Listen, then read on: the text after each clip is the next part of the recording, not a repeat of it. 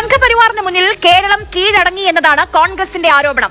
അതിലെ വാസ്തവം എന്താണെന്ന് നമ്മൾ പരിശോധിക്കാൻ പോവുകയാണ്. നമുക്ക് ചില കണക്കുകൾ വളരെ പെട്ടെന്ന് നോക്കാം. അതായത് PM ശ്രീ പദ്ധതിയുടെ ഫണ്ട് വിഹിതവുമായി ബന്ധപ്പെട്ട് നമ്മുടെ പാർലമെന്റിൽ സമർപ്പിച്ച ചില കണക്കുകളിലേക്കാണ് നമ്മൾ ആദ്യം നോക്കാൻ പോകുന്നത്. നമ്മുടെ തൊട്ടടുത്ത അയൽ സംസ്ഥാനമായ കർണാടകയിലെ കണക്കുകളാണ്. കോൺഗ്രസ് ഭരിക്കുന്ന സംസ്ഥാനമാണ് കർണാടക എന്ന് ഓർമ്മിപ്പിക്കേണ്ടതില്ലല്ലോ.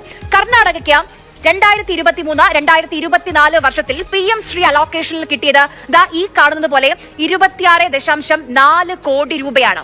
അത് കഴിഞ്ഞ് തൊട്ടടുത്ത വർഷം, അതായത് 2024-2025 വർഷത്തിൽ, അതായത് ഈ നടപ്പ് വർഷം കർണാടകയ്ക്ക് കിട്ടിയത് 31.4 കോടി രൂപയും. ഈ രണ്ടും നമ്മൾ കണ്ടത് 2 വർഷത്തെ കർണാടകയ്ക്ക് PM ശ്രീയിൽ കിട്ടിയ കണക്കുകളാണ്. ഇനി നമുക്ക് അടുത്ത സംസ്ഥാനം നോക്കാം. അത് തെലങ്കാനയാണ്. തെലങ്കാന കോൺഗ്രസ് ഭരിക്കുന്ന സംസ്ഥാനമാണെന്ന് വീണ്ടും ഓർമ്മിപ്പിക്കേണ്ടതില്ലല്ലോ.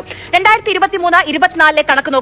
59.8 കോടി രൂപയാണ് തെലങ്കാനയ്ക്ക് ആ വർഷം കിട്ടിയത് ഈ PM ശ്രീ അലോക്കേഷനായി. തൊട്ടടുത്ത വർഷം, അതായത് ഈ വർഷം 2024-2025 വർഷത്തിൽ 147.97 കോടി രൂപയാണ് തെലങ്കാനയ്ക്ക് ഈ PM ശ്രീ അലോക്കേഷനിലൂടെ ലഭിച്ചത്.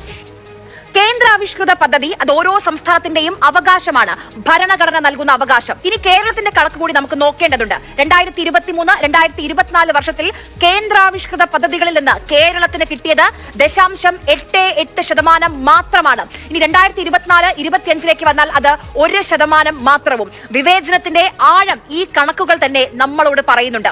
PM ശ്രീയുടെ പേര് പറഞ്ഞ് കേന്ദ്രം തടഞ്ഞു വെച്ചിരിക്കുന്ന 1444 കോടി അത് കേരളത്തിന്റെ അവകാശമാണ്. അത് മാത്രമല്ല കേട്ടോ, കോൺഗ്രസ് ഭരിക്കുന്ന സംസ്ഥാനങ്ങൾ നേരത്തെ തന്നെ ഒപ്പിട്ട് കാശ് വാങ്ങിയ പദ്ധതിയാണ് ഈ PM ശ്രീ. അവിടെയുള്ള സർക്കാരുകൾ സംഘപരിവാറിന് തീരെഴുതി കൊടുത്തോ എന്ന് KPCC അധ്യക്ഷനോട് ആര് ചോദിക്കും?